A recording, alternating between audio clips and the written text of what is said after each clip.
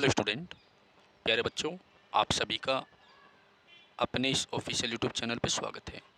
प्यारे बच्चों, आज की जो क्लास है, इस क्लास में हम फिजिक्स कवर करेंगे, ठीक है। और फिजिक्स के भी हम वन लाइनर क्वेश्चन देखेंगे और जो क्वेश्चन हम करेंगे वो केवल PYQ है, इम्पोर्टेंट क्वेश्चन होगा, ठीक है। चलिए, अगर हम क्लास की बात करें तो ये क्लास आपकी स्पेशली रेलवे के लिए इम्पोर्टेंट है। स्पेशली रेलवे के लिए इम्पोर्टेंट है क्योंकि रेलवे लोको पायलट में आपकी साइंस आती है, टेक्नीशियन में ज़्यादा साइंस आती है और SSC JEE में साइंस ज़्यादा आती है, ठीक है। तो रेलवे के लिहाज से ये NTPC में और आपका रेलवे D ग्रुप में, ठीक है, उसमें भी आपकी साइंस बहुत पूछते हैं और RPF में भी, ठीक है। तो उनके लिए इम्पोर्टेंट है, ठीक है। चलिए तो शुरू करता जी क्लास को। और एक बात और है कि हम जो है ना कम समय में ज़्यादा क्वेश्चन करने की कोशिश करेंगे, जहाँ पर ज़रूरी होगा एक्स्ट्रा फैक्ट मैं आपको बता दूंगा, ठीक है। अदरवाइज़ मेरी कोशिश ये रहेगी कि मैं आपको कम समय में ज़्यादा चीज़ें बताऊं, ठीक है। उसके लिए आप जो है चैनल को सब्सक्राइब कर लीजिए, बेल आइकन भी दबाइए और वीडियो को लाइक कर दीजिए, ठीक है बेटा। चलिए, पहला क्वेश्चन हमारा, एसआई पद्धति में ताप का नया मात्रक डिग्री सेल्सियस है। एसआई पद्धति में ताप का नया मात्रक डिग्री सेल्सियस है, ठीक है। तो ताप का नया मात्रक क्या है? Degree Celsius, okay.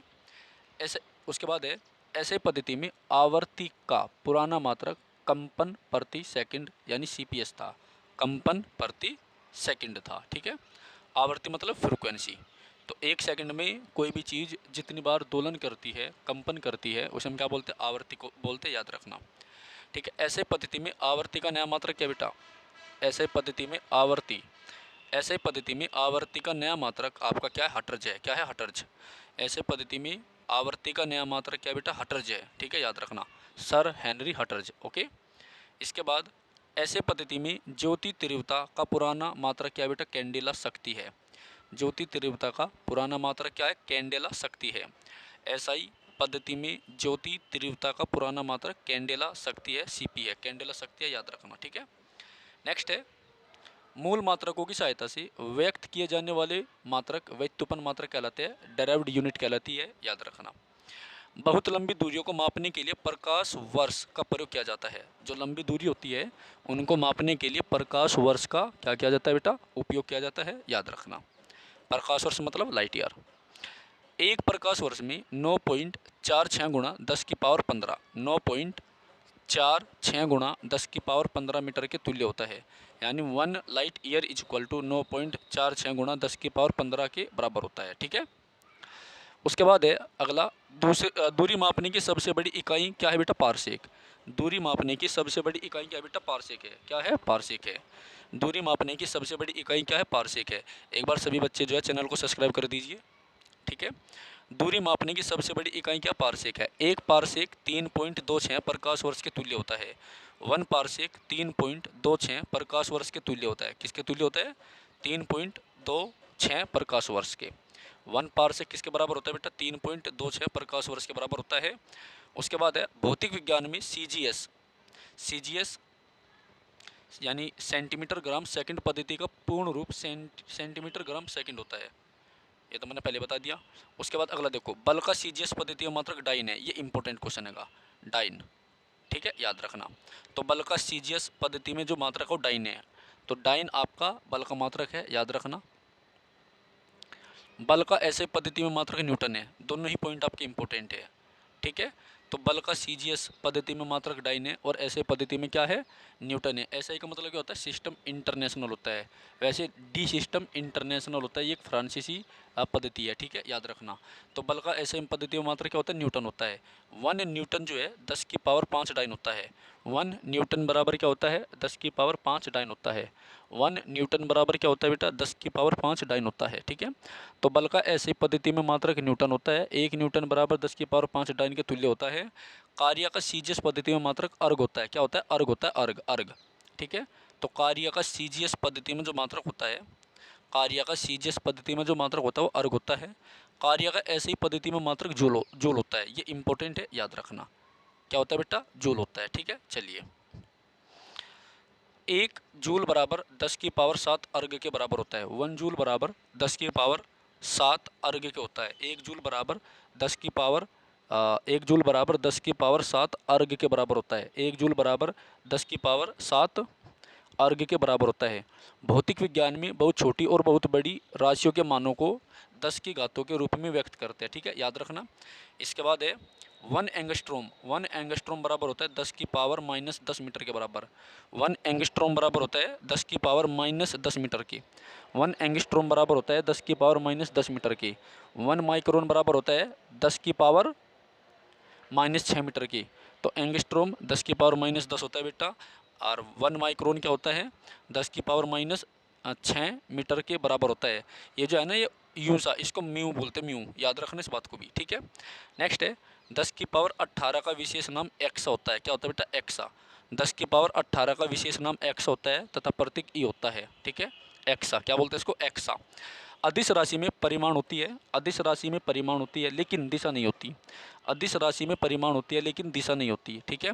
और सदिश राशि में परिमाण के साथ साथ में दिशा दोनों होती है, ठीक है। तो अदिश राशि जो होती है उसमें केवल दिशा, उसमें केवल परिमाण होता है, ठीक है। अदिश राशि में केवल क्या होता है बेटा? परिमाण होता है, दिशा नहीं होती है, दिशा नहीं होती है।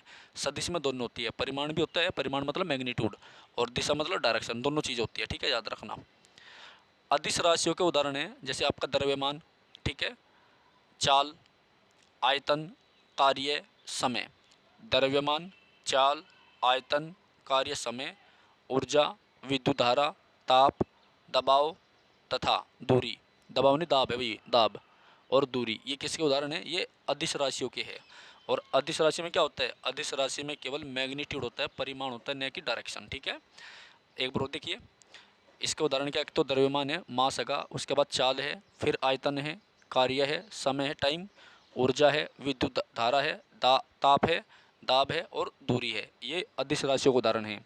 सदिश राशि का उदाहरण क्या बेटा? जैसे आपका वेग होता है, जैसे आपका वेग होता है, ठीक है, याद रखना। चाल और वेग में क्या डिफरेंस है? इनमें ये डिफरेंस है कि वेग आपका जो है सदिश राशि होती है, जबकि चाल आपकी सदिश राशि नहीं होती है, ठीक है। विस्थापन आपकी सदिश राशि होती है, बल आपका सदिश राशि होती है, आवेग भी आपका सदिश राशि होती है, संवेग भी सदिश होता है, और त्वरण भी आपका सदिश होता है, और बल आगुण, ठीक है, याद रखना। चलिए, दूरी सदैव धनात्मक होती है। दूरी क्या होती है? दूरी हमेशा धनात्मक होती है, यानी पॉजिटिव रहेगी, याद रखिए इस बात को, बहुत इंपॉर्टेंट चीज़ है ये।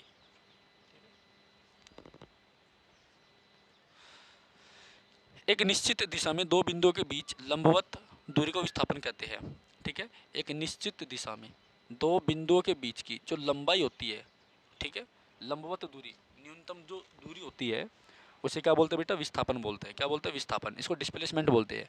अगर आपको अंग्रेजी में बोलना हो तो आप ऐसे बोल सकते हैं, the shortest distance between two point, the shortest distance between two point that is called displacement, ठीक है, याद रखना।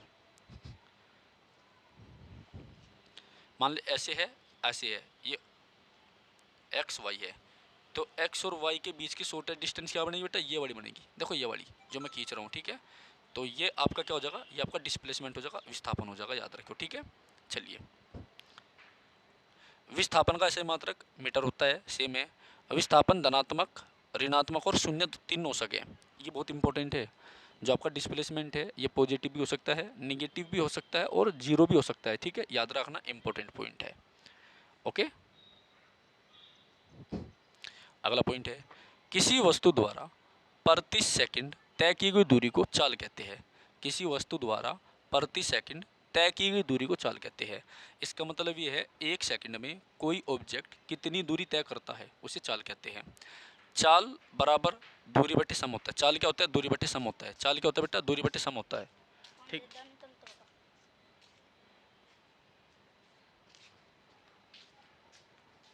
इधर आ एक बार।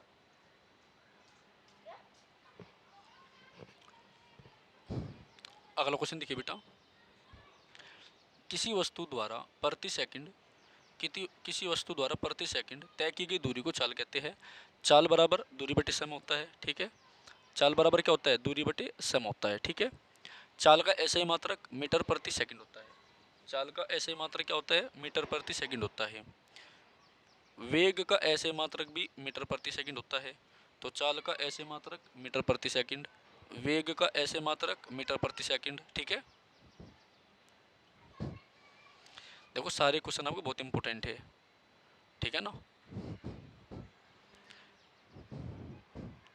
वेग का ऐसे मात्रक मीटर प्रति सेकंड होता है, याद रखना। किसी वस्तु के वेग में परिवर्तन की दर को क्या कहते हैं, हम त्वरण कहते हैं, ठीक है। किसी वस्तु में परिवर्तन की जो दर है उसे हम क्या बोलते हैं बेटा, त्वरण बोलते हैं। क्या बोलते हैं, त्वरण बोलते हैं, याद रखना, ठीक है।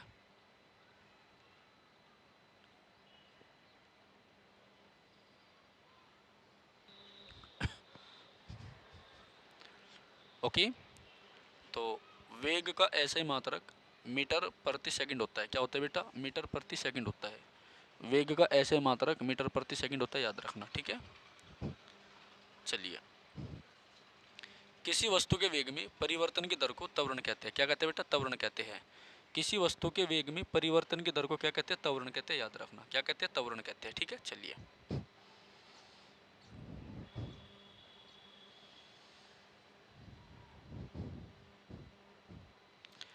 त्वरण का ऐसा ही मात्रक, त्वरण का ऐसा ही मात्रक मीटर प्रति सेकंड स्क्वायर होता है। क्या होता है, मीटर प्रति सेकंड स्क्वायर होता है।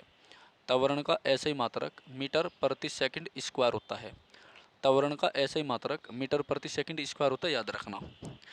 यदि किसी समय यदि समय के साथ साथ किसी वस्तु का वेग घटता है, यदि समय के साथ साथ किसी वस्तु का वेग घटता है, यानी वेग जो है माइनस में जाता है, तो त्वरण ऋणात्मक होगा। इसे रिटार्डेशन बोलते हैं। यदि समय के साथ साथ किसी वस्तु का वेग घटता है तो त्वरण ऋणात्मक होता है। ऋणात्मक त्वरण को हम क्या बोलते हैं, रिटार्डेशन बोलते हैं, यानी मंदन बोलते हैं, ठीक है। जब कोई वस्तु किसी वृत्ताकार मार्ग पर गति करती है, जब कोई वस्तु किसी वृत्ताकार मार्ग पर गति करती है तो उसकी गति को वृत्तीय गति कहते हैं, ठीक है। जब कोई ऑब्जेक्ट एक सर्कुलर पथ में मोशन करती है तो उसे हम क्या बोलते हैं, सर्कुलर मोशन बोलते हैं, याद रखना। नेक्स्ट, समरूप वृत्तीय गति त्वरित गति कहलाती है। समरूप वृत्तीय गति त्वरित गति होती है। समरूप वृत्तीय गति त्वरित गति होती है बेटा, याद रखना, ठीक है। नेक्स्ट है, कोणीय वेग को ओमेगा से प्रकट करते हैं। क्या करते हैं, कोणीय वेग को जो है हम ओमेगा से प्रकट करते हैं। किससे करते हैं, ओमेगा से प्रकट करते हैं, ठीक है बेटा, याद रखना। ओके, चलिए अगला क्वेश्चन देखिए बेटा, बड़ा इंपॉर्टेंट क्वेश्चन है अगला, ठीक है। एक सेकंड रुको। हेलो सर, नमस्ते। ओके,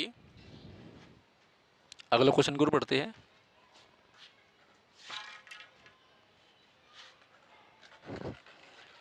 अगला क्वेश्चन है हमारा, रेखीय चाल, रेखीय चाल यानी कोणीय चाल गुणा त्रिज्या के गुणनफल के बराबर होती है। भौतिक का पिता न्यूटन को कहा जाता है। भौतिक का पिता किसे कहा जाता है, न्यूटन को कहा जाता है। भौतिक का पिता न्यूटन को कहा जाता है, याद रखना। भौतिक का पिता जो है न्यूटन को कहा जाता है, याद रखना। न्यूटन ने गति के नियम प्रिंसिपिया नामक पुस्तक में प्रतिपादित किए थे। न्यूटन ने गति के नियम प्रिंसिपिया नामक जो पुस्तक थी उसमें प्रतिपादित किए थे, ठीक है। न्यूटन ने 1637 में गति के नियम को प्रतिपादित किया था। न्यूटन ने 1637 में गति के नियम को प्रतिपादित किया था। गति के प्रथम नियम को गैलीलियो का नियम कहते हैं। क्या कहते हैं, गैलीलियो का नियम या जड़त्व का नियम भी कहते हैं। न्यूटन की गति के प्रथम नियम से बल की परिभाषा मिलती है। MKS पद्धति में बल का मात्रक न्यूटन होता है। MKS पद्धति में बल का मात्रक न्यूटन होता है। बल द्रव्यमान त्वरण का गुणनफल है। पृथ्वी तल पर गुरुत्वीय त्वरण का मान 9.8 मीटर पर सेकंड स्क्वायर होता है। 9.8 मीटर पर सेकंड स्क्वायर होता है, ठीक है। यदि कोई वस्तु विराम अवस्था में हो तो उसका वेग क्या होगा, शून्य होगा। अगर कोई वस्तु विराम अवस्था में हो तो उसका वेग शून्य होगा, ठीक है। जब कोई पिंड विराम अवस्था से चलना प्रारंभ करता है तो उसका वेग शून्य होता है। जब कोई पिंड विराम अवस्था से चलना प्रारंभ करता है तो उसका वेग क्या होगा, शून्य होगा। कोई पिंड एक समान वेग से गतिमान है, कोई पिंड एक समान वेग से गतिमान है तो उसमें त्वरण शून्य होगा। जब कोई व्यक्ति चंद्रमा पर उतरता है तो उसके भार में कमी प्रतीत होती है। अगर कोई इंसान चंद्रमा पर उतरता है तो उसके बारे में कमी आती है, और वो जो कमी होती है 1/6 होती है। इसका मतलब क्या है, इसका मतलब ये है, अगर कोई आदमी धरती पर 60 किलो का है तो चंद्रमा पर वो 60 किलो का 1/6 हो जाएगा, यानी 10 किलो का हो जाएगा, ठीक है। चलती हुई मोटर कार के अचानक रुकने पर उसमें बैठे यात्री आगे की ओर झुक जाते हैं। चलती हुई मोटर कार के अचानक रुकने पर उसमें बैठे यात्री आगे की ओर झुक जाते हैं। ऐसा जड़त्व के कारण होता है। किसके कारण होता है? जड़त्व के कारण होता है। ऐसा जड़त्व के कारण होता है, याद रखना। कंबल को हाथ से पकड़कर डंडे से पीटने पर धूल के कण जड़त्व के कारण झड़कर गिर जाते हैं। कंबल को हाथ से पकड़कर डंडे से पीटने पर धूल के कण जड़त्व के कारण झड़कर गिर पड़ते हैं। किसी वस्तु के द्रव्यमान वेग के गुणनफल को संवेग कहते हैं। क्या कहते हैं? संवेग कहते हैं। किसी वस्तु के द्रव्यमान और वेग के गुणनफल को संवेग कहते हैं, याद रखना। तो संवेग यानी मोमेंटम क्या होता है? द्रव्यमान और वेग के गुणनफल को, the product of mass and velocity is known as momentum, यानी संवेग कहते हैं। संवेग का ऐसे मात्रक होता है किलोग्राम मीटर पर सेकंड। किलोग्राम मीटर प्रति सेकंड, ये इंपॉर्टेंट है। किलोग्राम मीटर प्रति सेकंड होता है। क्रिया के विपरीत प्रतिक्रिया का होना न्यूटन की गति का तीसरा नियम है। क्रिया के प्रति प्रतिक्रिया का होना न्यूटन की गति का तीसरा नियम है। ठीक है, नेक्स्ट है, बंदूक से गोली चलाने पर चलाने वाले को पीछे की ओर धक्का लगना न्यूटन का तृतीय नियम कहलाता है। बंदूक से गोली चलाने पर चलाने वाले को पीछे की ओर धक्का लगना न्यूटन का तृतीय नियम कहलाता है। क्या कहलाता है बेटा? न्यूटन की गति का तीसरा नियम कहलाता है। ठीक है, याद रखना। नेक्स्ट, रॉकेट को उड़ाने में न्यूटन का तृतीय नियम सहायक है। रॉकेट को उड़ाने में न्यूटन का तृतीय नियम सहायक है, याद रखना। बल तथा समय अंतराल के गुणनफल को आवेग कहते हैं। बल तथा समय अंतराल के गुणनफल को आवेग कहते हैं, याद रखना। आवेग संवेग में परिवर्तन के बराबर होता है। आवेग संवेग में परिवर्तन के बराबर होता है। ठीक है, इसको आवेग को अंग्रेजी में इम्पल्स बोलते हैं। नेक्स्ट, आवेग का मात्रक न्यूटन सेकंड होता है। आवेग का मात्रक न्यूटन सेकंड होता है। आवेग का मात्रक न्यूटन सेकंड होता है। आवेग की दिशा बल की दिशा होती है। आवेग की दिशा बल की दिशा के समान होती है, यानी आवेग की दिशा वही होती है जो बल की दिशा होती है। ठीक है, अभिकेंद्रीय बल के अभाव में वस्तु वृत्ताकार मार्ग पर नहीं चल सकती। अभिकेंद्रीय बल के अभाव में जो वस्तु है वो वृत्ताकार मार्ग पर नहीं चल सकती। ठीक है।